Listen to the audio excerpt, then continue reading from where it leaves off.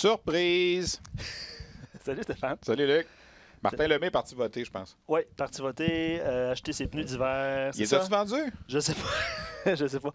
On fait référence, évidemment. Je pense que c'est vendredi qu'il parlait de ça. Hein? Ça Jeudi, je vous écoutais, je pense, mercredi ou jeudi passé. Je crois qu'il cherchait à vendre ses pneus à neige. Je ne sais pas s'il a réussi, mais blague à part, Martin a dû s'absenter aujourd'hui pour des raisons personnelles. Alors, ça me fait bien plaisir de me retrouver On Jase pour le prochain, je sais pas, 40, 45. C'est ça qui est le fun. Quand on fait des On Jase, on sait à quelle heure qu'on commence. On ne sait pas nécessairement à quelle heure ça termine. On est en direct sur Facebook Live en ce moment. On est sur Facebook Live, puis c'est drôle parce que les gens vont profiter de ta présence. Bon, là, j'ai de la misère avec mon fil. Vas-y, continue. Là. Les gens vont profiter de ta présence pour te poser des questions sur les espoirs. Ça, c'est sûr certain. Ben oui, déjà, là, j'ai. Est-ce que Cole Caulfield est bon? Ça.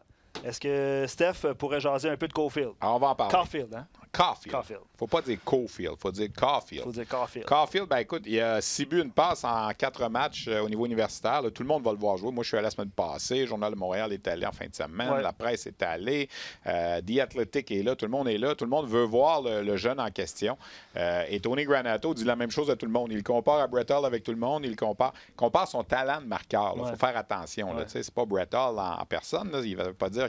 Mais moi la déclaration qui m'a le plus marqué quand je suis allé la semaine dernière, c'est qu'il a dit c'est le genre de gars qui peut faire 12 saisons de suite de 30 buts dans la Ligue nationale. Ça, c'est 360 buts. Là. C'est encourageant. Ben écoute, puis je le répète, c'est pas un partisan du Canadien qui a dit ça. C'est pas des partisans du Canadien, ils aiment ça en mettre. Puis là, on dit on met de la pression sur le jeune. On met pas de la pression. Son coach nous dit ça. Alors, nous autres, on rapporte ça. C'est pas moi qui a dit je pense qu'il va faire ça, puis il faut qu'il fasse ça. Alors, on verra, évidemment, au fil des années. Caulfield, en tout cas, il y a une chose de sûre qu'il dit à tout le monde aussi, peu importe le collègue qui se présente, qui fait une entrevue avec lui, c'est que lui, c'est pour l'année prochaine. Il n'est pas là, il est pas à 4 ans il ne sera pas 4 ans avec les Badgers. Écoutez, qu'est-ce que je peux vous dire de plus? C'est un petit joueur qui a un talent de marqueur incroyable, qui réussit à trouver une façon, s'il n'y a pas de place comme ça, la rondelle elle rentre dans l'autre sens. Il est comme ça, Caulfield. Est-ce qu'il va être capable de le faire au prochain niveau? Parce qu'à chaque fois qu'il a monté d'un niveau, tout le monde se posait la question. Il a toujours réussi. Il a réussi. Alors, est-ce qu'il va le faire au niveau de la Ligue nationale? Bien, c'est l'avenir qui va nous le dire.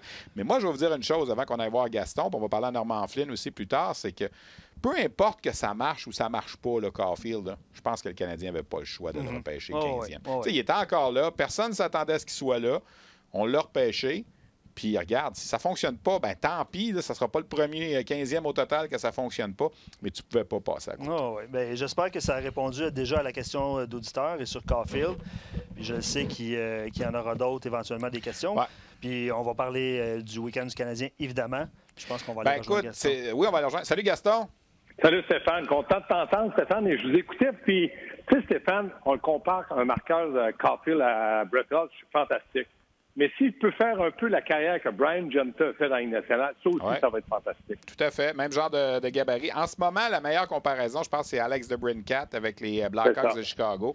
Puis DeBrincat, 3 saisons de suite de 50 buts dans la Ligue de l'Ontario. Écoute, le dernier qui avait fait ça, c'était dans ton temps, Gaston, Dale McCord, tu te rappelles? Oui. Ça faisait 40 ans que personne n'avait fait ça dans la Ligue de l'Ontario. Et là, les gens se disaient, ouais, mais il est petit, il sera prêt à faire ça dans la Ligue nationale. Là, 28 buts sa première année, 41 buts sa deuxième année. Il n'a pas manqué un match à ses 2 premières saisons. Là, les gens disent, ben ouais, mais là, il y a Taves, il y a Kane avec lui, mais là, le Canadien et Caulfield, il y aura Drouin avec lui pour y passer la rondelle, puis tout ça. En tout cas, on verra, là, mais c'est sûr que ça fait jaser. Mais c'est le fun de l'avoir dans notre cours, là, de savoir qu'il fait partie de la famille, de l'organisation du Canadien, puis on peut juste espérer des bonnes choses de lui. Gaston, les 2 matchs en fin de semaine, quand on règle un problème, il y en a un autre qui surgit. Hein. Là, l'avantage numérique fonctionne. Là, c'est le désavantage numérique qui est dans chenoute, comme on dit. Puis ça a fait mal, là, les punitions. Hier encore, le Wild a marqué pendant une absence d'un joueur. C'est sûr que quand tu regardes le week-end, tu dis c'est 2 points sur une possibilité de 4 sur la route. On prend ça n'importe quand, 500 sur la route. Mais après que tu avais battu les champions de la Coupe Stanley puis que Minnesota demandait juste à se faire battre, ça aurait pris au moins un 3e point, je te dirais. Exactement. Quand tu vas sur la route et tu as 2 matchs en 2 soirs, tu te dis, il faut essayer de trouver 2 points. Quand tu vois la meilleure formation des 2 équipes que tu as à jouer contre, c'est les Blues de Saint-Louis, puis tu t'en vas au Minnesota, là, Claude Julien s'est dit, il faut que je prenne 4 points. Parce que les points que tu mets en banque, personne ne va les enlever, tu les as, puis ça, c'est bon pour la fin de la saison quand tu veux faire les séries. Maintenant, l'avantage numérique du Canadien va très bien. Et ça, c'est une chose que c'est difficile à enseigner parce que ça prend un talent inné de marqueur, de passeur, vision de jeu, puis de bien faire les choses. Mais le désavantage, moi, je ne panique pas avec ça, Stéphane, parce que tu peux l'enseigner sur un tableau avec une vidéo. Regardez, les gars, on n'est pas assez actifs, on est trop passifs, on ne coupe pas la ligne de part. Ça, c'est des choses qui s'apprend pour moi. Comme entraîneur, tu peux l'enseigner, puis je sais que les Canadiens vont travailler énormément là-dessus. L'année passée, ils ont réussi, puis encore les mêmes joueurs. Mais l'avantage numérique, c'est une surprise, ça fonctionne bien.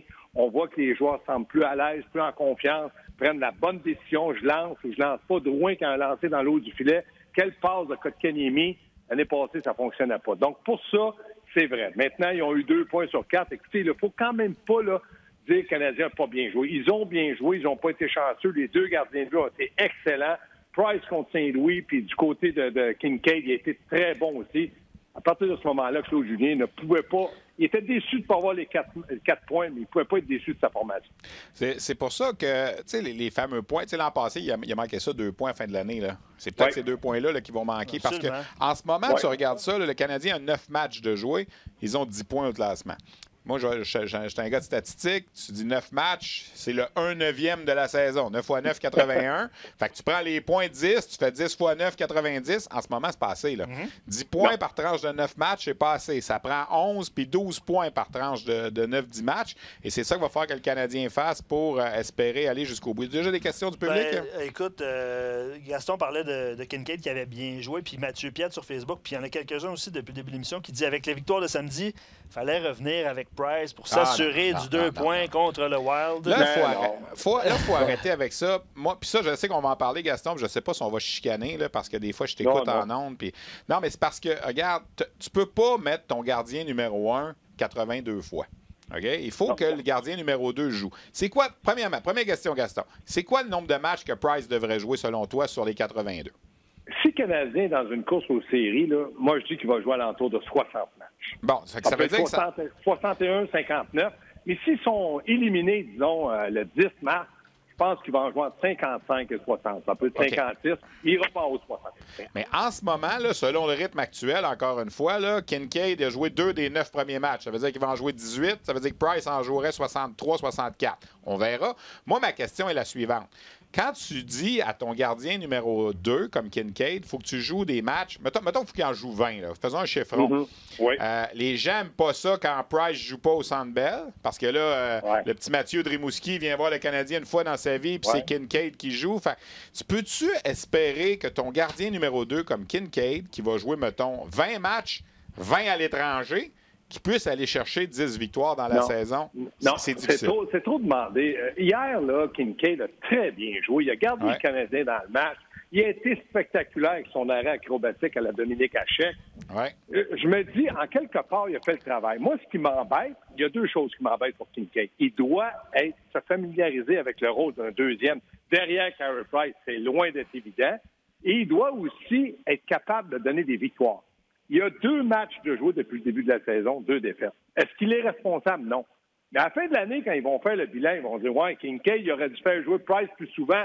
Il ne nous a pas donné le nombre de victoires qu'on cherchait pour un gardien de but numéro 2. » Mais à Montréal, comme tu l'as expliqué, Stéphane, c'est qu'on veut le faire jouer à Montréal pour les partisans qui payent des billets. Mais moi, là, Gaston, je m'excuse, j'ai de la misère avec ça. J'ai de la misère avec ça, Gaston. Moi aussi. Quand le partisan achète un billet, il achète un billet pour aller voir les Canadiens de Montréal. Il n'achète pas un billet pour aller voir Carey Price, absolument. C'est un ensemble. Et Keith Kincaid, corrige-moi si je me trompe, fait partie des 23 joueurs. Là. Donc, il fait partie des Canadiens. Si tu veux, de temps en temps, donner un break à ton gardien substitut, il faut que tu lui donnes un match peut-être plus facile à Montréal.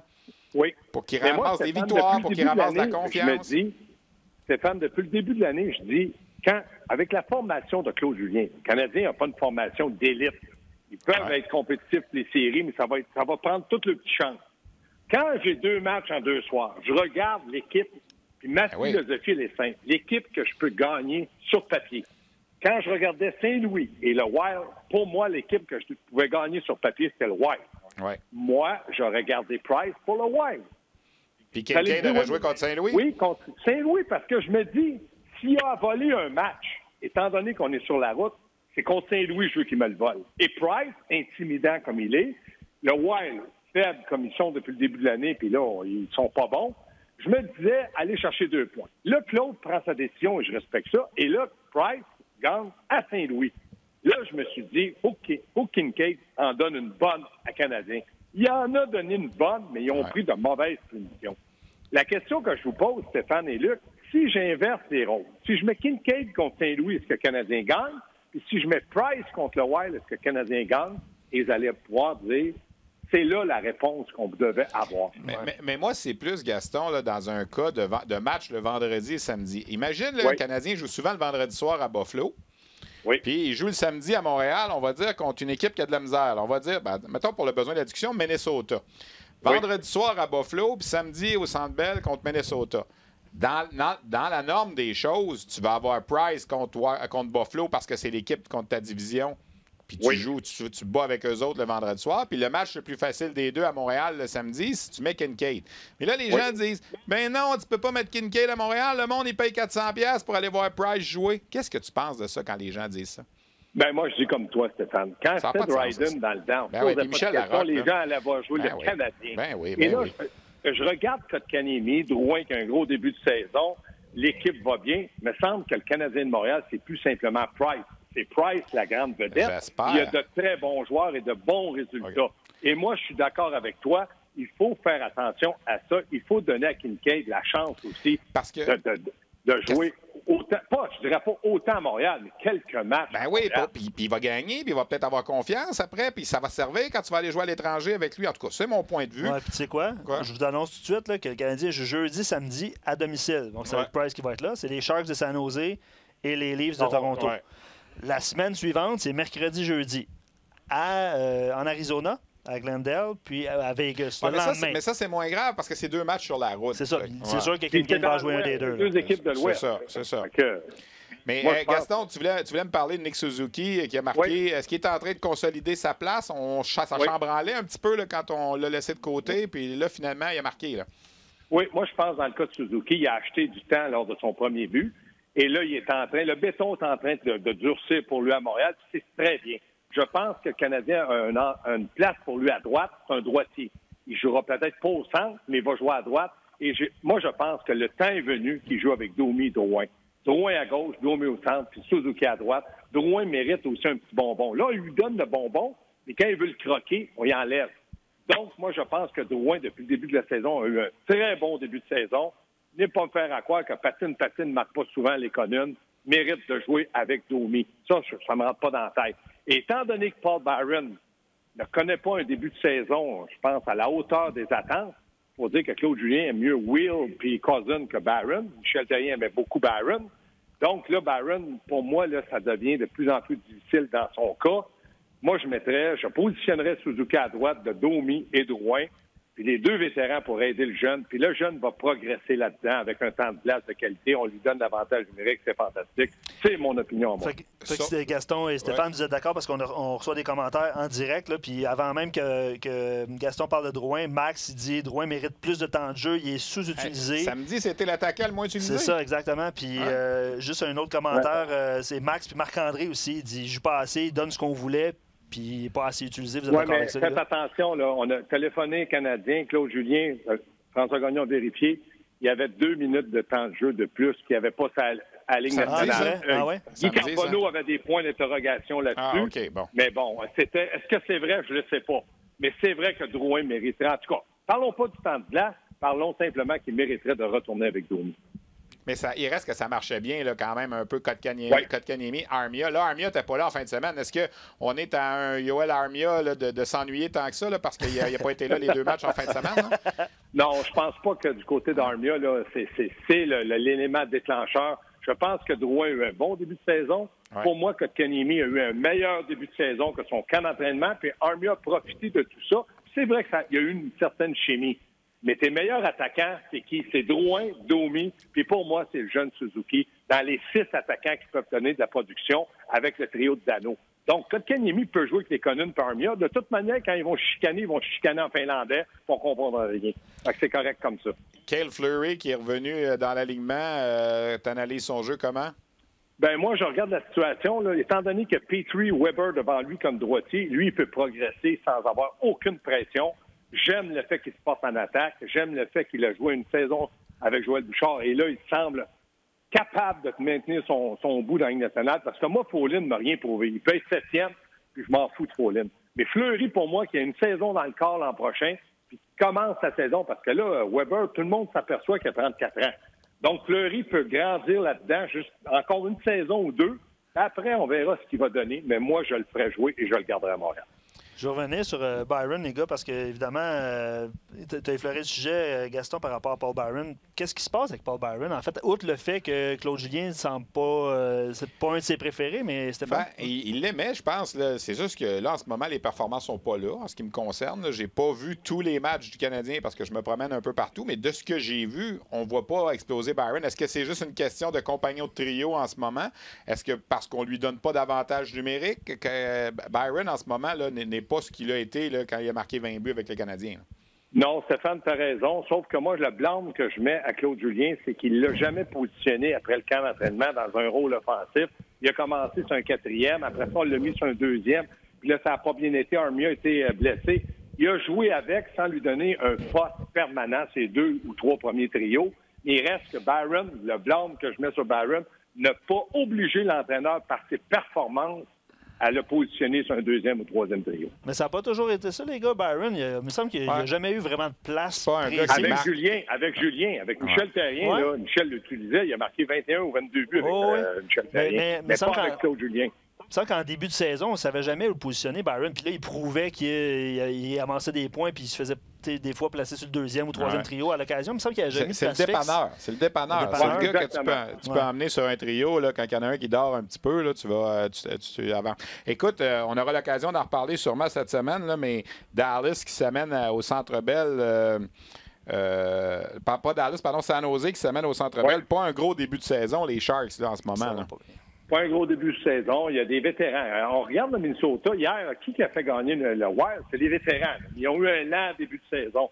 San Jose, je regarde ça, le Burns, Carson, là, on n'entend pas parler d'eux autres comme des dominants. On entend Carson de Washington. Ouais. Du côté des Sharks, c'est pas évident. On pensait que l'avantage numérique serait dévastateur. Je regarde ça. C'est une équipe que le Canadien peut jouer et compétitionner contre eux autres avec une performance, parce qu'il faut toujours dire que la performance de Price peut faire foi de tout avec le Canadien de Montréal. Et on a vu circuler des rumeurs au cours des derniers jours sur Marc-Édouard Vlasic, le fait que les Sharks passent en ville ne peut pas faire autrement qu'alimenter tout ça, j'ai l'impression. Là. Oui, mais Vlasic vieillit, il y a un contrat à long terme. Moi, j'aurais aimé avoir Vlasic le 4-5 ans, parce que c'est tout un joueur de hockey. Mais dans le moment, est-ce que le Canadien est prêt à sacrifier un jeune ou un premier choix? Parce que Vlasic, on ne va pas le donner. C'est la grande question, mais il reste que Vlasic, oui, c'est une valeur sûre à défendre. On en a parlé la semaine passée. On en a parlé la semaine passée avec Martin, puis je me souviens plus si c'était avec toi, Gaston, mais justement, puis on est venu à la conclusion que il faut que les Sharks gardent du salaire parce que ça coûte cher, puis il reste encore du terme. Parce que les Sharks ont beaucoup de pourcentage de leur salaire au niveau des défenseurs, avec Burns, avec Carlson, avec Vlasic. Ça commence à coûter cher juste pour la brigade défensive. Alors peut-être que dans une conjoncture comme celle-là, surtout si les Sharks ça lève pas comme si on pense que ça pourrait lever, là, ben, ça pourrait devenir un sujet qui va devenir plus chaud. Y a-t-il d'autres questions pour Gaston avec les amateurs? C'est drôle parce que Jonathan, Gaston, il dit, on revient sur Byron, il dit has always been a rover. J'ai aimé le terme. Rover. Un rover. Moi, je joue à Balmol, il y a des rovers dans le champ. Des fois, il joue à gauche, des fois, il joue à droite. Des fois, on l'amène dans l'avant-champ. Je tenais à le dire. Oui, mais c'est vrai, mais Byron, c'est un dépanneur gauche-droite, premier, deuxième, troisième trio. Mais de temps en temps, j'aurais aimé qu'on lui donne un anane qui s'appelle l'avantage numérique. Mais cette année, on ne peut pas chialer, ça va bien. Mais l'an passé, on aurait pu le positionner un petit peu. Ça n'a pas fonctionné, on ne l'a pas fait. Mais cette année, attendons, parce que l'avantage numérique du Canadien, c'est le pain et le beurre de Claude Julien. On en a parlé aussi la semaine passée, mais Kotkaniemi a obtenu un petit peu de temps d'avantage numérique. Est-ce que tu as aimé ce que tu as vu de Kotkaniemi en avantage numérique? Oui, parce qu'il représente pour moi la valeur sûre au centre. C'est un grand gars, c'est un gars qui a juste 19 ans. Donc, il faut qu'il progresse. Puis, il faut qu'il progresse dans des moments importants, c'est-à-dire en avantage numérique. Moi, je ne demande pas à Claude Julien de le faire jouer en désavantage numérique. Mais fais-le jouer pour le mettre en valeur. C'est comme Suzuki, là. Il est chanceux, il joue en désavantage, en avantage. C'est correct qu'il le mérite. Dans le cas de Kotkaniemi, je ne le vois pas en désavantage. Il y a trop de joueurs à Montréal capables de le faire. Donc, donnez-lui un peu d'avantage numérique. ça me convient à 100 %. Tu sais, on fait des comparaisons. Des fois, j'étais avec des gens la semaine passée, puis on parlait de Kotkaniemi, puis est-ce qu'il, tu sais, dans le camp d'entraînement, ça allait pas bien, puis tout ça. Puis les gens oublient des fois que l'an passé, il a joué à 18 ans. Puis tu sais, Kotkaniemi, là, on va s'entendre, c'est un grand mec. Là, il a grossi un petit peu cette année, mais le jeu des comparaisons, moi, je le sais, j'aime pas toujours ça, mais je vais la lancer comme ça dans l'univers, là, puis je profite du fait que je suis là. Kotkaniemi a fait quoi l'an passé? 39 points, je pense, 40, pas loin de 40 points, courait après le record de Mario Tremblay. Ouais. OK. Joe Thornton, à 18 ans, avec les Bruins de Boston, qui était un grand sec, gros de même, là, il en a fait combien de points à 18 ans? Pas beaucoup. Il y a quoi? 2, 3, 6 buts, je pense? 3 buts, 4 passes, 7 points. 4 passes, 7 points, OK. Je dis pas que Kotkaniemi va devenir Thornton, là, mais on a un gars à Montréal qui a joué à 18 ans, qui a fait 40 points dans un hockey beaucoup moins offensif qu'il y a 20 ans. Joe Thornton, 3 buts, 4 passes, 7 points. Là, Gaston m'a t'en nommé un autre, Vincent Lecavalier. Oui. Tu l'as dirigé à Rimouski. Oui. OK. À 18 ans, combien il a fait de points, Lecavalier? Dans la Ligue nationale, il y a pas, je te dirais une quarantaine. 28.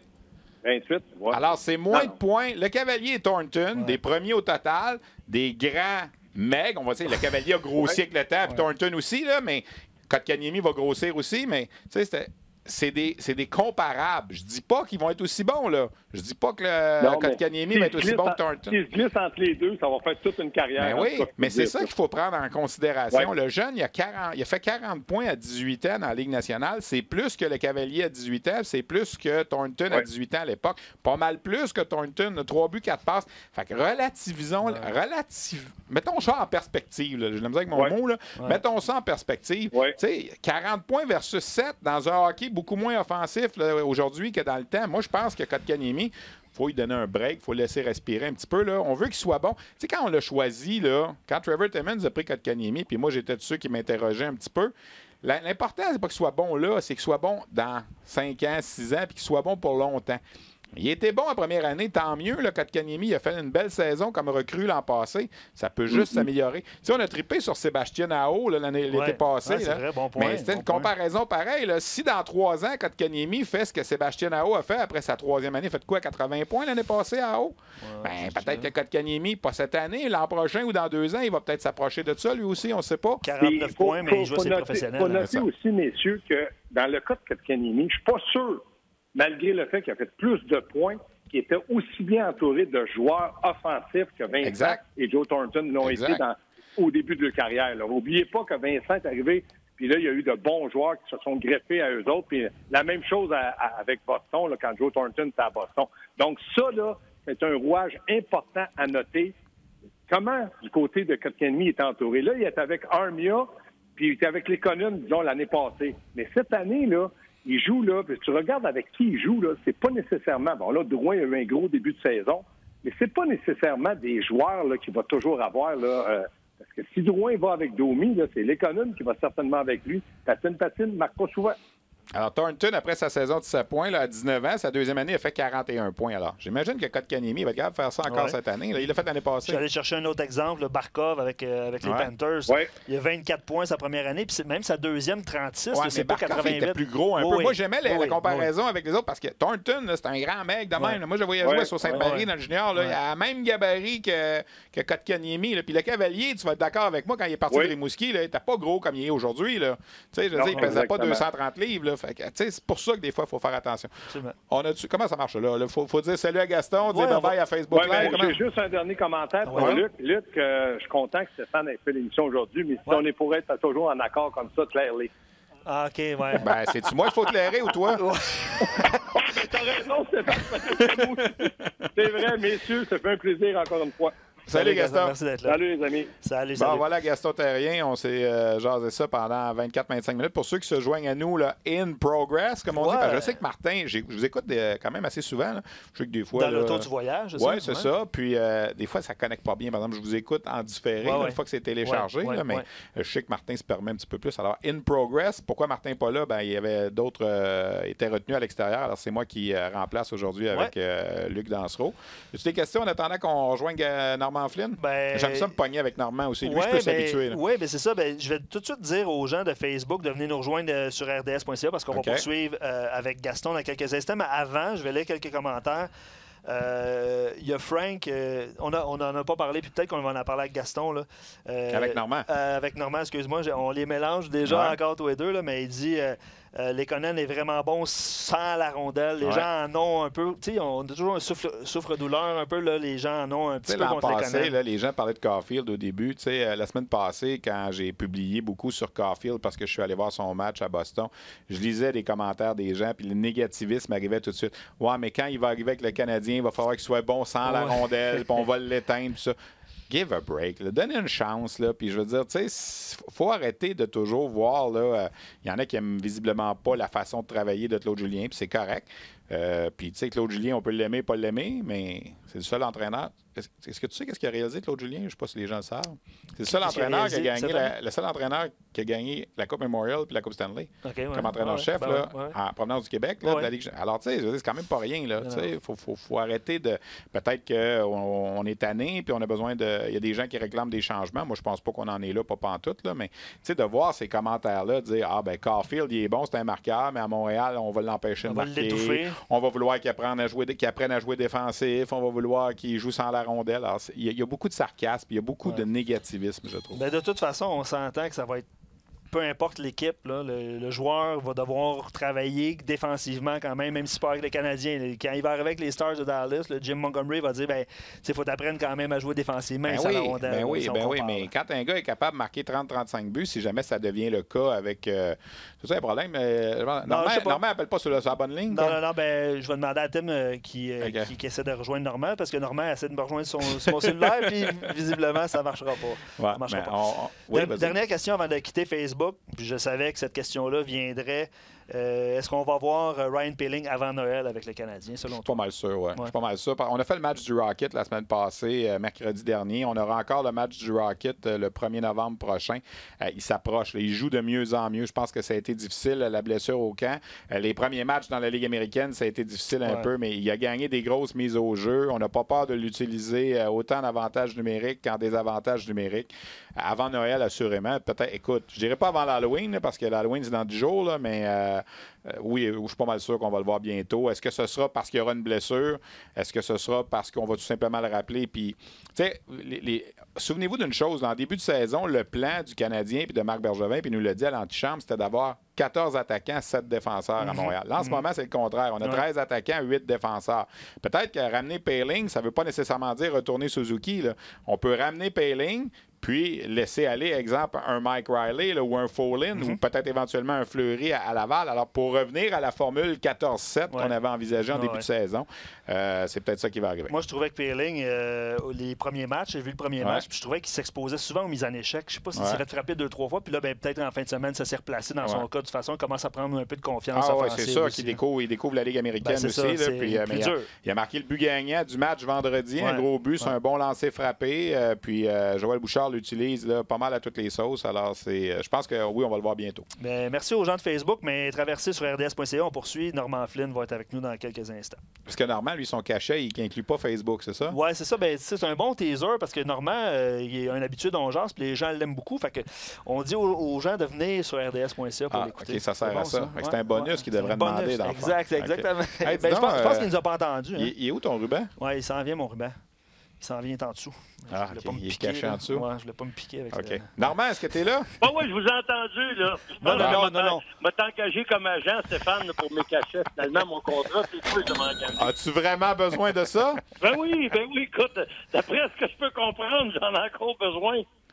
Normand, j'imagine que tu as regardé les matchs du Canadien en fin de semaine. Je sais que tu n'es pas toujours un ardent défenseur de Jonathan Drouin, mais tu vas te forcer d'admettre qu'il y a un bon début de saison. Ben oui, là, je pense que... Moi, je suis pas un défenseur d'un gars qui est bourré de talent puis je vois pas de résultats parce qu'il manque un effort. Et pour avoir coaché assez longtemps, je peux dire que c'est frustrant pour un coach de voir un gars qui tu sais qui est plein de talent, que tu sais qu'il peut t'apporter beaucoup, puis t'en apporte pas au niveau attendu. Fait que c'est un peu le défi de chaque coach de faire fonctionner tout le monde à 100%.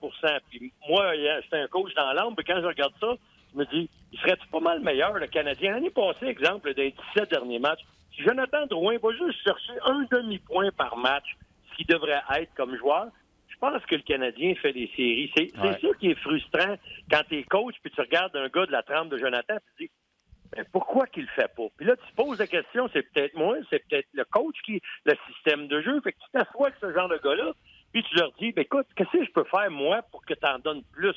Toi, qu'est-ce que je peux faire pour aller te rejoindre? Je veux que tu fonctionnes. Puis toi, c'est sûr que ça te tente pas de te faire huer, ça te tente pas de te faire écœurer par les médias parce que tu n'en donnes pas assez. Qu'est-ce qu'on peut faire entre coach et joueur pour s'entendre? Je suis convaincu que là, Julien a eu cette discussion-là avec Jonathan. Puis oui, je suis content de voir que là, ça commence à débloquer, mais je pense que Stéphane, tu dois être pareil comme les autres. Tu notes que maintenant, tu vois qu'il travaille fort. Il travaille pour qu'est-ce qu'il obtient. Effectivement, mais il y a des joueurs pour qui, des fois, ça prend un wake-up un petit peu plus souvent. Là. Dans le cas de Drouin, c'est peut-être ça. Il ne faudrait pas qu'il s'endorme. Il ne faut pas qu'il s'endorme pendant 4-5 matchs parce que ça peut faire mal. On l'a vu l'an passé. Là, tu l'as dit, là, il s'est endormi longtemps l'an passé en fin de saison. Puis, effectivement, ça a peut-être fait une différence là, Assurément. dans le résultat à la fin. Là, c'est évident. Qu'est-ce qu'on fait pour pas qu'il s'endorme, Normand, comme coach? Mais écoute, je pense comme coach, tu peux pas faire grand-chose d'autre que d'être à l'affût de chaque match puis être certain qu'à chaque fois tu sais que le système de jeu ne vienne pas à l'encontre des efforts. Autrement dit, des fois, il y a des gars pour qui, wow, là, c'est trop compliqué. Ça minimise ses efforts parce que le gars, il dit, je sais pas où je m'en vais sur la glace. Il faut que ça soit simple, puis il faut qu'il comprenne son rôle, puis c'est quoi que je veux que tu fasses. Fais juste ça, puis ça va me donner des résultats. Lui, sa tasse de thé, c'est ramasser des points.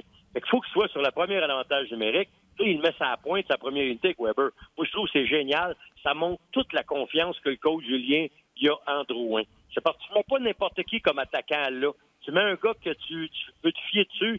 Si jamais il arrive un problème dans la zone défensive, si jamais il est obligé de revenir et jouer un contre un, il faut qu'il soit capable de le faire parce que Weber, il est là pour sa shot. Ça prend un gars pour y passer le puck. Moi, je pense que Jonathan, il est juste à la bonne place, en avantage numérique. Puis pour garder cette place-là, là, c'est une place de choix, ça.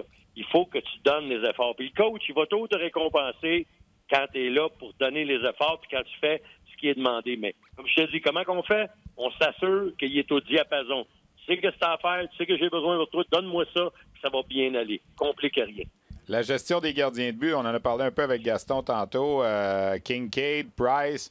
Là, si on regarde la tendance après 9 matchs, on dirait qu'à la fin de la saison, là, on va donner une vingtaine de matchs à Kincaid, puis peut-être une 62 à Price. Est-ce que c'est correct comme gestion? Puis moi, je discutais avec Gaston tantôt, je ne sais pas si tu as entendu. Moi, je trouve que c'est difficile de demander à un gardien auxiliaire, que ce soit Kincaid ou un autre, là, de, exemple, jouer seulement 20 matchs dans l'année et peut-être juste 20 matchs à l'étranger parce qu'on ne veut pas priver les fans du Canadien de Price à Montréal, puis d'y demander d'aller chercher 10 ou 12 victoires en jouant seulement des matchs à l'étranger. Est-ce que tu penses, toi, est-ce que c'est grave pour toi, première sous-question, que Price ne joue pas un match à Montréal de temps en temps pour les partisans, et de deux, Kincaid, es-tu capable de gagner des matchs en jouant juste sur la route comme ça puis espérer donner une chance aux Canadiens là, de se classer en série?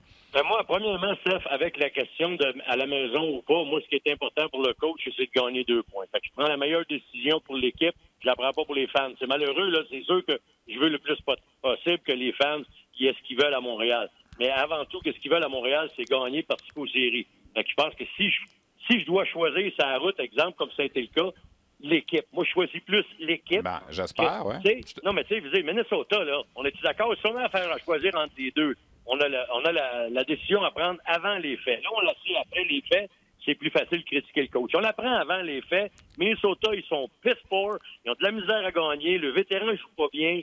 Tu dis, dans ce cas-là, qui tu penses que tu peux mettre dans le filet puis gagner le match? Ton numéro 1, tu n'as peut-être pas besoin tu as peut-être besoin de Saint-Louis, puis le match le lendemain, je vais avec Kincaid, mon numéro 2, qui devrait être capable de battre le Wild du Minnesota, considérant comment ils vont présentement. Moi, je pense que cette décision de le mettre là est correcte. En bout de ligne, Steph, il va falloir que Price en gagne 40. Il va falloir que lui aille en chercher 10. Il faut qu'il aille chercher 100 points. 96 points l'année passée, ça pourrait être assez. Ça peut être assez cette année. Mais il faut... Moi, je prévois 40 victoires pour Price et ça va les prendre parce que Kincaid va falloir qu'il en gagne 10. Et Kincaid, c'est pas facile parce qu'une fois sur 7, il est là. Une fois sur 6, puis ça, c'est le rôle du deuxième. Il savait avant de signer. Il savait que ça n'en pas ici un gardien de but numéro 1. Le Price surtout. Puis il savait que Price, ça pour en avoir 60 plus. Il savait exactement à quoi s'attendre. Et moi, je pense qu'il faut, comme professionnel, que lui, il s'y tienne prêt. Puis quand il va falloir qu'il soit appelé, il va falloir qu'il fasse la job. Il n'a pas joué un mauvais match quand même hier. Là. Non. Il n'a pas joué un mauvais match. Ouais. Non, puis on vient de revoir la séquence pour ceux qui ont vu les faits saignants sur rds.ca. Le quatrième but, c'est vraiment une passe transversale qui a traversé 2-3 bâtons. Son déplacement, il laisse un peu à désirer, mais quand même. Mais en première période, il avait été très bon. Oui, effectivement. Écoute, ce soir, il y a un match des Sénateurs, Normand, en ondes. Comment est-ce qu'elle va, ton équipe à Ottawa? Là? Je suis content que tu dises mon équipe. Ça va pas bien. C'est difficile. Moi, je regarde cette équipe-là, puis Steph, je t'avais dit, finir dernière pour la fernière. Ça serait peut-être pas pire pour les Sénateurs. Parce que le problème, Normand, c'est même si tu finis dernière pour la fernière, faut que tu gagnes la loterie. Il y a plus de poules dans le boulier, là. C'est sûr que tu as plus de chance. Ben, regarde, ça pourrait relancer cette équipe-là. Ça prendrait quelque chose de même. Parce que là, présentement, c'est beau vouloir développer des jeunes. Mais là, ils ont des jeunes qui veulent se développer, mais à travers d'une équipe qui va probablement avoir la difficulté à gagner 50 de ses matchs. Fait que le développement, moi, j'ai toujours cru à ça. Puis je suis un des gars qui préconise, par exemple, pour le Canadien, monter des jeunes, faites les jouer. Je suis bien d'accord avec ça, sauf qu'il faut que ça soit dans un climat positif. Puis là, présentement, ce que j'aime pas, c'est que c'est installe, c'est un climat de frustration, un climat de laisser aller. Dernière défaite contre les Coyotes d'Arizona, 5-2, perdait 4-0 à un moment donné. Tu sais, il faut que tu sois dans les matchs au moins. Il faut que tu sois dans le coup. C'est ça qui m'inquiète. La bonne nouvelle, c'est qu'on affronte ce soir, c'est contre les Stars de Dallas à 8h30, d'ailleurs, sur nos zones. Ça sera pas... Tu sais, les Stars de Dallas, ils ont peut-être le goût de prendre le chemin des Blues de Saint-Louis. On va être dernier au mois de janvier, mais on va gagner la Coupe Stanley. Peut-être qu'il y a plusieurs clubs qui pensent de même. Minnesota, c'est peut-être le cas aussi. Mais les Stars ne jouent pas du bon hockey. Ça va être une saison difficile pour les Sénateurs d'Ottawa. Puis ça va être une saison où j'espère que les jeunes ne seront pas exposés trop à un sentiment de défaitisme. Tu sais, de perdre constamment puis d'accepter la défaite. C'est ça que je commence à sentir. Tu sais, je vois pas un coach qui est en maudit après game, il a toujours le sourire d'en face des J. Smith. Et moi, j'ai hâte de voir comment ça... Tu sais, à un moment donné, il va falloir que ça change un peu. L'attitude devoir être un petit peu plus urgente. Là, il n'y a pas d'urgence. Puis je pense qu'ils sont tous dans un mode, bon, on développe, puis c'est pas grave. Mais j'espère que ça va changer. On a échangé Erik Karlsson. Eric Brandstrom s'est amené là, dans tout ce brouhaha-là. En fait, Bobby Ryan dans l'échange, devrais-je dire. Mais Brandstrom, ses débuts à date, c'est quand même timide un petit peu là, quand tu regardes au niveau statistique ce que tu as vu de lui. Est-ce que tu vois en lui là, un bon second pour un gars comme Thomas Chabot? Oui. Ça va être un bon, mais peut-être pas pour Thomas Chabot. Moi, je pense qu'il va compléter plus un défenseur qui est caractère très défensif. J'aurais aimé, exemple, Stéphane, Cody Ceci. C'est lui, Brandstrom, il s'est amené dans la transaction de Mark Stone de perdre un excellent attaquant, mais ils n'ont jamais remplacé Cody Ceci. Cody Ceci, c'est un défenseur droitier qui a caractère défensif, qui a envoyé à Toronto. Ils ont eu quelques joueurs pour, c'est sûr, mais le style de Cody Ceci, c'est que il venait compléter un défenseur à caractère offensif parce que pour les CC, sa tasse de thé première, c'était de bien jouer sur 200 pieds, surtout dans son territoire. Fait que Brandstrom, là, présentement, il jouait avec Ron Hantze. Ron Hantze, c'est un vétéran qui tient le pas en arrière. Il avance encore, lui? Comment? C'est ça. Il avance encore, lui, Hantze? Oui, il avance encore, mais tu sais, écoute, le hockey, c'est pas différent de la vie. DJ Smith s'amène, c'est un paquet de gars de Toronto qui ont eu des chances, donc Scott Sabourin, qui est un gars que DJ Smith a coaché au niveau junior. Il amène des gars connus, ça il prend des alliés dans le vestiaire. Avec de Ron Hantze, de Zaitsev, de Connor Brown, qui ont été dans l'organisation de Toronto. Fait qu'il fallait s'attendre à ce que les sénateurs aient une petite saveur des Leafs un petit peu. Là. Mais Hantze, ils l'ont placé avec justement le jeune Brandstrom pour qu'Hantze soit capable de rester en arrière. Mais il est encore très tôt. Mais moi, je le trouve pas très, très offensif. Il prend pas de chance beaucoup. C'est sûr que dans la situation des sénateurs, moi, je pense qu'après Mabon, il ne veut pas faire d'erreur défensivement. Puis les sénateurs, ils jouent un système de jeu dans la zone défensive qui appelle box-out, qui est un système défensif à 1 contre 1 où tu t'engages beaucoup physiquement. Puis Brandstrom fait 5 pieds 8 pouces, fait 171 livres. Moi, je pense pas que ce style de jeu-là lui va très bien. Moi, j'aimerais mieux qu'il joue, comme on dit en anglais, stick on puck, ton bâton, enlève la rondelle. Tu sais, le gars pèse 230 livres, mais fait ça, c'est 3. Même si tu le brasserais dans le dos avec ton hockey, il ne le dérangera pas bien. J'ai vu des drills où il faisait, justement, pratiquer le système de jeu dans la zone défensive. Le Brandstrom, il était dans les mains de Tkachuk. Tkachuk, c'est pas le plus vieux, mais il passait ses 3, il pèse 2,30. L'autre, t'es pas capable de le tasser, là. T'es pas capable de gagner à bataille. L'autre, il fait juste protéger la rondelle à 1 contre 1. Fait, moi, je pense qu'il va falloir qu'il s'adapte un petit peu c'est le coach. Il faut qu'il s'adapte un petit peu à ses joueurs parce qu'il y en a qui sont pas capables de jouer cette sorte de game-là. On a rappelé J.C. Baudin de Belleville. Logan Brown est toujours en bas, lui-même s'il a quand même pas un mauvais départ dans la Ligue américaine. Là, je regardais les statistiques, il a 7 points en 5 matchs. On se pose des questions là, sur Logan Brown. Même son agent a déclaré que le sénateur le traitait peut-être pas de la bonne façon. Qu'est-ce que tu penses de ça? Ben écoute, il était arrivé au camp, Steph. Moi, j'étais un de ceux qui disaient « Wow, ça va être bon, tu sais, je l'avais vu jouer junior avec toi. Ouais. Tu sais, il va être bon à l'entour du net, mais il avance pas. » La game, c'est tellement à propos de patiner aujourd'hui. Logan Brown, c'est le genre de gars qui est décevant sur 200 pieds. Est-ce que c'est comme Michael McCarron? Ben, un peu, Steph, ouais. un peu. C'est un gars qui est bon dans les petits espaces, mais tu sais, ce genre de gars-là, là, il faut qu'il mette des points sur la feuille de pointage. Tu sais, Mark Stone, c'est pas le plus rapide, là, ils l'ont perdu, mais c'était leur meilleur marqueur, puis présentement, il est le meilleur marqueur à Vegas. Pourquoi? Quand c'est le temps de la mettre dedans, lui, il est proche du net, il sert à la son longue portée, puis il la met dedans, puis il est habile en défensive. Tu vas me dire, il est plus âgé, il a 27 ans, c'est sûr. Mais l'autre, il faut que sa game devienne là, il faut que sa game s'améliore. Brady Tkachuk ramasse des points. Brady Tkachuk, c'est un peu le même style que Brown. Ben, un peu plus de coups d'épaule que Brown, mais c'est le même gabarit. T'sais, Nick Paul, qu'on a eu dans la transaction, le Jason Spezza, tu te rappelles, Nick Paul, la première ronde des Stars. Ah, ça décolle pas. Hein. Ça décolle pas. L'autre qui a de la misère, c'est Drake Batherson. Batherson, premier scoreur, il score à pelleter dans la Ligue américaine en avantage numérique, il arrive en haut, pas de points. Ils l'ont retourné. C'est des gars qu'il va falloir qu'ils débloquent à un moment donné. On a beaucoup de bons jeunes, mais ces bons jeunes-là, il va falloir qu'ils produisent quand ils viennent dans la Ligue nationale. OK. Ben écoute, c'est ce soir sur les ondes de RDS, le duel entre les Sénateurs et les Stars de Dallas, qui n'ont pas un gros départ. Tantôt, j'ai mélangé. Je pensais que le Canadien, c'est contre les Stars. C'est les Sénateurs qui sont contre les Stars. C'est une belle occasion là, pour les Sénateurs ce soir là, d'aller chercher un match là, parce que Dallas, c'est quoi, 3-7, je pense, depuis le début de la saison? Là, c'est pas... Eux autres, ils ont vraiment un lent départ. Le King Kong, ils font pas le job. Le meilleur, ça va pas bien. Ça gronde un peu. C'est un peu comme au Minnesota. Fait que, quand ces équipes-là, tu les prends en début d'année, va chercher 2 points, parce qu'après les fêtes, ça sera plus possible. Comme le Canadien a fait avec Saint-Louis. Tu allé chercher 4 points contre Saint-Louis en 2 matchs. C'est réglé. Là. C'est pas... il faut absolument qu'on ramasse des matchs comme ça où on peut se surprendre. Il y a des soirs où les Sénateurs, l'équipe adverse va les prendre à la légère, comme le Lightning, quand ils sont arrivés à Ottawa, ils sont fait surprendre par les Sénateurs avec victoire de 4-2 avant de jouer à Montréal. Il y avait les Sénateurs ont quand même battu le Lightning. Puis ils supposaient être une bonne équipe, mais ils ont un lent départ. Fait que, il faut aller chercher des points, mais moi, ce que je regarde le plus, c'est travailler pendant 60 minutes, montrer du caractère. C'est ce que j'ai pas vu beaucoup des Sénateurs. Là. Je trouve que des fois, ils abandonnent dans le match. Puis là, quand le dernier match, j'ai regardé contre Arizona, ils partaient 4-0. C'était désolant. Nemesnikov, au moins, c'est lui qui a été cherché. Ouais. Il ramasse des points. Lui, c'est un point positif, mais il y a juste un contrat d'1 an dans les mains. Est-ce qu'il paraît bien là, puis tantôt, quand ils vont lui mettre un contrat de 4-5 ans en dessous de la cravate, il va-tu commencer à faire ce qu'il a fait ailleurs? Ça veut dire être un feu de paille? Je ne sais pas. Mais là, présentement, il est avec eux autres, puis il ramasse des poinns, il va chercher des buts, puis il les aide offensivement, mais ça fait pas la différence. Malheureusement, il faut qu'il mette... il y a d'autres gars qui mettent l'épaule à la roue. Oui, tu as devancé la question d'un auditeur sur Nemesnikov, mais il y en avait un autre sur Thomas Chabot. Son début de saison est correct là, en termes de points. C'est un peu en dessous des attentes, probablement, du côté des Sénateurs, Normand?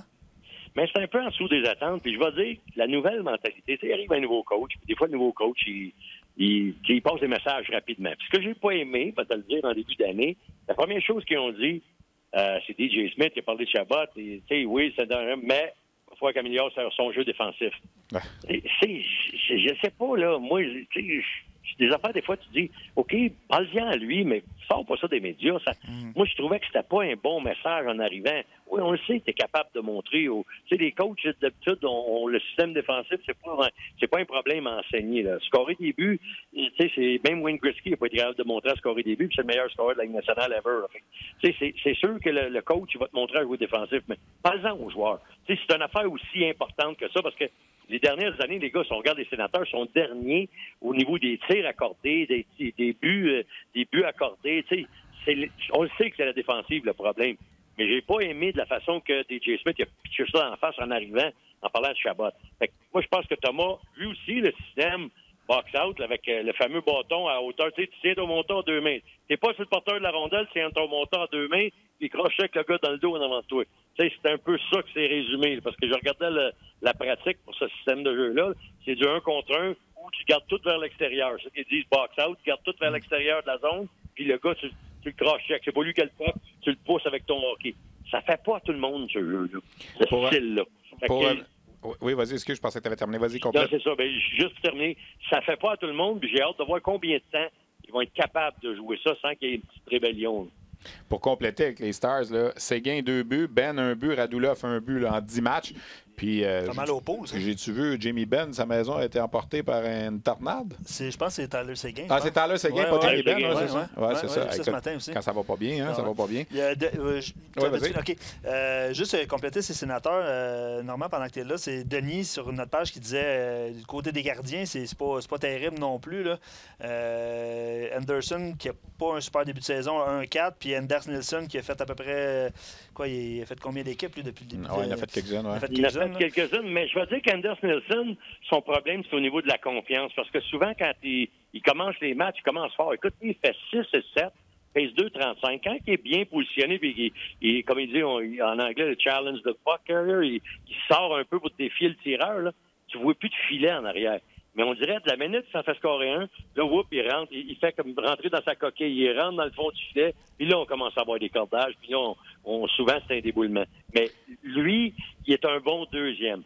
Anderson, moi, j'ai peur un petit peu pour son attitude. Ça fait un bout de temps qu'il est là. Ça fait un bout de temps qu'on parle de défensive, qu'il y a de la misère. Puis je pense que c'est pas un client facile, Craig Anderson. Je pensais pas ça avant, mais là, plus que j'écoute, plus que je me fais parler dans l'oreille du gardien de but des Sénateurs, c'est peut-être pas le même message. Moi, je pensais que c'était très, très positif. Puis là, j'entends des choses moins positives à son égard. Puis c'est pas facile pour ses défenseurs. Fait que j'ai l'impression que cette vision-là de l'avenir qui est prometteur puis tout ça, pour un vétéran comme Anderson qui est, tu sais, à 35 ans plus, là, je ne sais pas si c'est le gars idéal pour supporter tout ce qui se passe là présentement. Mais en attendant, c'est leur meilleure option, ça c'est évident. Mais j'ai hâte de voir comment ça va se dérouler là, cette année, parce que c'est intéressant de. Tu sais, on a assisté à la démolition totale d'une équipe. Là, on assiste à la reconstruction de cette même équipe-là. Fait que ça risque de prendre un peu de temps. Je pense qu'il va y avoir des passages difficiles. Oui, parce qu'on attend toujours Philippe Gustafsson, là, qu'on est allé chercher dans la transaction, mais ça ne débloque pas lui non plus dans la Ligue américaine présentement. Non. Il en reste une dernière, Luc? Oui, écoute, il y a plusieurs commentaires depuis le début de l'émission, évidemment, là, mais tu vas confirmer parce que tu es allé au Wisconsin, puis Normand est à Ottawa régulièrement. Marco dit qu'il y a plus de fans au match des Badgers au Wisconsin qu'au Sénateur à Ottawa. Êtes-vous en mesure de confirmer? Écoute, je parlais à Wisconsin, j'étais allé le voir à Boston, là, mais c'est sûr que quand tu annonces des foules de 9000 à Ottawa, c'est inquiétant. Là. Ça, il n'y a pas de doute là-dessus. Puis, normalement, tu fais des matchs là, occasionnellement. Là, c'est pas toujours. C'est loin d'être plein, là, c'est le cas de le dire. Là. Non, puis Steph, c'est un 9000 américain. Là. Le 9000 que moi j'ai vu, là, c'est un 9000 américain. Bon, ils doivent compter des gens qui se sont pas présentés. Mais ils comptent les jambes? Ils comptent les jambes? Je pense qu'ils comptent des sièges vides. Mais, écoute, c'est évident que. Ouais, ça se peut compter les jambes. OK, tu viens de la comprendre, hein? Ça m'a pris un petit peu de temps, là, mais je viens de la cacher. Écoute, je sais pas. Tu sais, il y a eu tellement de critiques à l'endroit du propriétaire de l'équipe. Il y a eu tellement de négatifs l'année passée. Tu sais, quand t'enlèves... Tu sais, c'est comme... Les gens d'Ottawa ont eu l'impression de se faire voler. Tu as vu ce qui est arrivé avec les Islanders de New York? Ils ont perdu un joueur, Tavares. C'était la frustration. Tout le monde était... Mais ils se sont relevés. Il y a eu une bonne saison parce qu'il restait d'autres éléments. Mais imagine-toi, tu perds ton meilleur défenseur et tu perds 3 de tes bons attaquants, dont ton futur capitaine Mark Stone. T'sais, Mark Stone, Duchesne, Dzingel, parti. Hoffman, il était déjà parti, lui, après la fameuse année, là, qui a été jusqu'à un but d'aller en finale de la Coupe Stanley. Là. Et Hoffman était là aussi. Fait que t'as 5 Kingpins qui sont partis dans la dernière année, qui sont plus là, qui faisaient partie le noyau de ton équipe. Enlève ça à Montréal. Commence par enlever Weber. Après ça, t'enlèves Gallagher, t'enlèves Domi, et t'enlèves Price, puis t'enlèves... Tu sais, le monde, ils vont dire, voyons, on va tout jouer les games. C'est un peu ça qui est arrivé à Ottawa. Ils ont tout enlevé à cette équipe-là, ce qui était l'espoir, puis dans le fond de l'histoire, parce que Carlson, il a réécrit le livre des records des Sénateurs d'Ottawa. Oui, puis c'est pas juste ça. Les sous-contrats des joueurs pour l'année prochaine, il y en a pas beaucoup. Là. Il y a beaucoup de joueurs autonomes, puis il y a beaucoup de joueurs autonomes avec compensation aussi. Fait que c'est pas évident, j'imagine, de s'attacher à l'équipe. Pierre Dorion, quand il a sorti, j'ai demandé au Morning Skate, quand la décision s'est prise de signer pour 8 saisons Thomas Chabot. J'avais jamais vu Pierre Dorion sourire de même. C'est une bonne journée, Pierre, parce qu'on ne savait pas encore. Il était pour l'annoncer, bien on le savait, mais c'est une bonne journée, Pierre, parce que là, je faisais allusion évidemment à ça. Et ça n'avait pas été annoncé encore. Oui, c'est une très belle journée. Fait que là, je savais que c'était officiel, là, parce que lui, il était content de ça, mais est-ce qu'ils vont être capables de mettre... Là, ils ont mis Colin White à long terme, ils ont mis Chabot. Là, il va rester le prochain dans 2 ans, le Tkachuk. Mais pas dans 2 ans, l'année prochaine, parce qu'il reste c'est la 2e année déjà. Il va y avoir des gestes concrets à poser pour montrer au monde. Regardez, là, on est intéressé de rester là. Mais comme je disais tantôt à Steph, si jamais il ramasse la frenière, tout ça, ça peut changer d'un bout à l'autre. Puis on va terminer là-dessus, Normand. Carlson, tu l'as vanté, ça a été un joueur extraordinaire pour les Sénateurs d'Ottawa. Il avait été choisi quel rang, Carlson, Normand? Première ronde, 17, je pense. 15e au total. 15, ouais, la même affaire que Cole Caulfield. Exact. Alors, c'est comme ça que tu peux... Tu sais ce que ça veut dire avec ça, là? Puis Chabot a été repêché plus tard. Ce que ça veut dire, c'est que des fois, au 15e rang, tu peux aller chercher un bon joueur. Et rappelle-toi, je me rappelle avoir vu une entrevue avec le scout des Sharks de San Jose. Comment il s'appelle, Steph, le francophone là, qui travaille à la TV Alain Chéné. Alain Chéné. Ouais. Il a raconté l'histoire d'Eric Carlson. C'était à Anaheim. Lui, c'était pas San Jose, c'était à Anaheim. Anaheim, c'est ça. Il a dit, nous autres, on le voulait. Moi, je l'ai vendu totalement. Puis il dit, on décide pas ça par-dessus parce qu'il était trop petit. Exact. Et là, écoute, c'est Caulfield, il y a des équipes qui ont passé par-dessus parce qu'il était trop petit. On verra s'ils vont s'en mordre les pouces. Hey, merci, Normand, d'avoir été là. C'était le fun. Puis je pense qu'on se revoit au 5-7 tantôt. Salut, Steph. Salut, Normand. Bonne pratique. Oui, puis compléter l'expression. Normand, il l'a pogné sur le tard un peu, là, avec les jambes. Il y a quelqu'un qui m'a déjà dit, je me suis toujours rappelé cette expression-là parce que tu annonces la foule un match junior, puis là, tu regardes ça, tu dis, ouais, il y a à peu près, je sais pas, 2000. Puis là, il annonce au micro, la foule aujourd'hui, 4500. Et là, il y avait un de mes collègues, il disait toujours, ouais, il dit, s'il y a 4500 personnes ici, c'est parce qu'il y en a qui se prennent pour d'autres. C'est bon, mais moi, j'ai adoré les jambes. Ouais, tu comptes les jambes. C'est très bon. 9000 jambes, 4500 personnes. Excellent truc. Ça, c'est 30 ans d'expérience. Ben, parlant d'expérience, Steph, j'espère que tu as aimé ton expérience. C'était pas la première fois, j'avais déjà fait. Mais là, avec le Facebook Live, la caméra, votre studio, puis toi à côté, là, parce que toi, t'étais caché avant. Oui, j'étais caché. Là, ils t'ont mis à la caméra. Là. Ben oui, parce que physiquement, c'était possible, je pense. C'est ça. Mais on évolue, puis c'est grâce aux auditeurs, évidemment, qui nous écrivent puis qui nous suivent depuis, ça fait 5 ans déjà qu'on fait ça, moi et Martin. Moi, de plus en plus, j'écoute ça, puis c'est un peu grâce à toi, les podcasts, j'en télécharge. Puis t'en fais un, d'ailleurs? Ben, profite-en donc. On l'a fait ce matin, il est en ligne en ce moment, d'ailleurs, sur la glace. On l'a fait ce matin, on s'est entretenu, ça a été bien le fun avec Richard Martel, parce que c'est les élections aujourd'hui. Il faut aller voter. Ben oui, c'est ça. Richard Martel qui est candidat pour Chicoutimi-Le-Fjord, qui est évidemment l'entraîneur avec le plus grand nombre de victoires dans la Ligue junior majeure. Et il m'a confirmé qu'il avait payé le prix. D'ailleurs, on va avoir la séquence, c'est sûr. Là, tu vas la trouver, oui, on va faire voyager sur le net aujourd'hui. OK, en tout cas, j'ai posé la question, est-ce qu'en politique, tu payes le prix aussi? Puis il a sauté dessus, il savait exactement ce que je voulais dire. Bon. Pour les gens qui ne la connaissent pas, c'est la fameuse engueulade avec Patrick Roy. Il ne paye pas le prix. Puis Patrick Roy avait ri de lui aussi, c'est ça. Alors, il est en élection aujourd'hui, mais il nous a parlé. Hendrix Lapierre nous a parlé. C'est notre David Perron maison de notre blog, parce que David Perron parle avec Martin ici, une fois par semaine? Une fois par semaine. Ben et nous, Hendrix, c'est une fois par 2 semaines, parce que nous, on est hebdomadaire. On n'est pas à chaque jour. Et on a une entrevue également avec Stéphane Julien, l'entraîneur du Phoenix de Sherbrooke, qui est premier au total. 11 victoires, une défaite en bris d'égalité. Son premier présentement, le Phoenix. Ça va très, très bien. Alors, c'est disponible en ligne. Vous pouvez télécharger. Samuel Poulain, en terminant. 8 points hier. 2 buts, 6 passes sur la route à l'étranger. Deuxième étoile du match. Pourquoi? Oui, parce que son chum il a fait 3 buts, 4 passes, 7 points. Mais les deux ont fini avec plus 7. Ça va bien. Bon. Mais dans le cas de Samuel Poulain, là, puis je vais en parler ce soir au 5-7, là, quand un joueur signe un contrat professionnel comme lui a fait dans le camp d'entraînement avec les Pingouins, ça a été un choix de première ronde des Pingouins. Puis là, il est retourné dans le junior. Là, ça prend toujours 3-4 matchs là, où il était un peu perdu. Parce que lui, il était au camp d'entraînement, puis là, il regardait à gauche, puis des fois, il y avait Malkin, puis à droite, des fois, il y avait Crosby pendant les pratiques, puis il faisait des passes. Puis là, il revient à Sherbrooke, puis là, sans rien enlever à ses coéquipiers, on s'entend que c'est pas le même genre de joueur. La vitesse, c'est pas pareil. Alors, ça lui a pris 3-4 matchs, mais là, à ses 4 derniers matchs, 2 buts, 2 buts, 2 buts, puis hier, 2 buts, 6 passes. Fait que ça fait 8 buts, 6 passes, 14 points ces 4 derniers matchs. Il est déjà rendu là, dans le top 10 des compteurs. Alors, on va le surveiller. Lui, il va frapper à la porte d'équipe Canada Junior cette année. Il va jouer les matchs contre les Russes au mois de novembre. Et peut-être sera-t-il invité au camp de sélection finale. Il n'a seulement que 18 ans. Mais tu sais qu'à Sherbrooke, plusieurs personnes déjà se disent on ne l'aura pas l'an prochain. Il va peut-être jouer dans la Ligue nationale à 19 ans parce que Samuel Poulin, c'est un gros bonhomme. Il est conscient de son jeu défensif. Parce que tu sais, les entraîneurs, on en parle tout le temps, il faut qu'il joue bien sans la rondelle. Alors lui, il a déjà pas mal ça. Alors je pense que lui, cette année, Sherbrooke, là, même s'il a 19 ans et il peut revenir l'an prochain, on travaille un peu comme si c'était sa dernière année. OK. Fait que manquez pas sur la glace qui est disponible sur toutes les plateformes numériques, évidemment. Ça a été mis en ligne il y a à peu près 1 heure. Oui, merci Steph. Fred, il dit good job. Denis vote pour On Jase pour les élections aujourd'hui. Donc, merci beaucoup d'avoir interagi avec nous autres tout au long de la On ne vous demandera pas pour qui vous allez voter. Ça, c'est trop personnel. Non, mais il faut aller voter. Absolument. Si ce n'est pas déjà fait, faites-le aujourd'hui. Ouais, moi, je vais 7h30 à soir, je pense. C'est bon, mais c'est jusqu'à 21h30. 21h30, oui.